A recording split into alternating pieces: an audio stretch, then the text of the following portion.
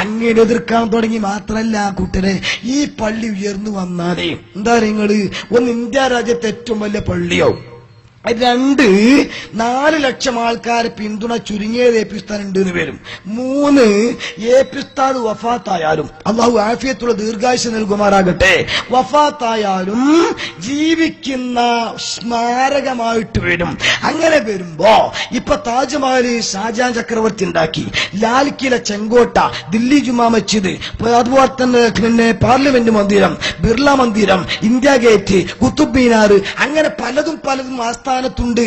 അതൊക്കെ നമ്മുടെ സാമൂഹ്യ പാഠാവലി കുട്ടികൾ ഇങ്ങനെ പഠിക്കുകയാണ്. ഇന്നാർ ഉണ്ടാക്കിയത്, ഷാജഹാൻ ചക്രവർത്തി ഉണ്ടാക്കിയ, മുഗൾ ചക്രവർത്തിമാരുണ്ടാക്കിയത്. ഇതുപോലെ കുറെ കാലം കഴിയുമ്പോ ഇന്ത്യ രാജ്യത്തെ ഏറ്റവും വലിയ പള്ളി എവിടെ? കേരളത്തിൽ.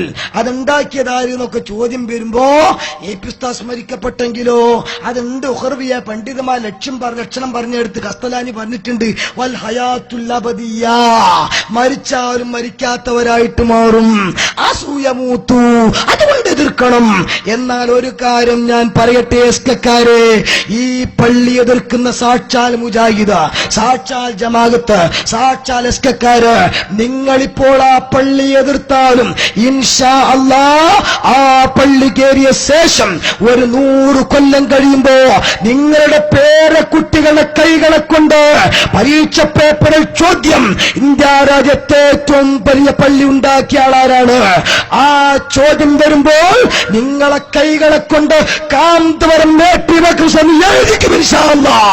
അല്ലാഹു തൗഫീഖ് നൽകുമാറാകട്ടെ.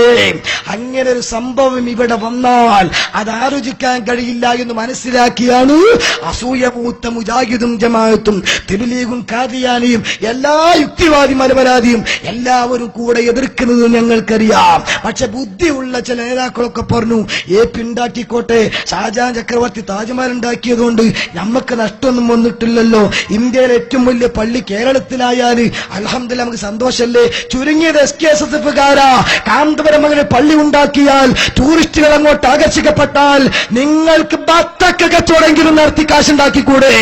അതെങ്കിലും നിങ്ങൾക്കൊന്ന് ആലോചിച്ചിട്ട്.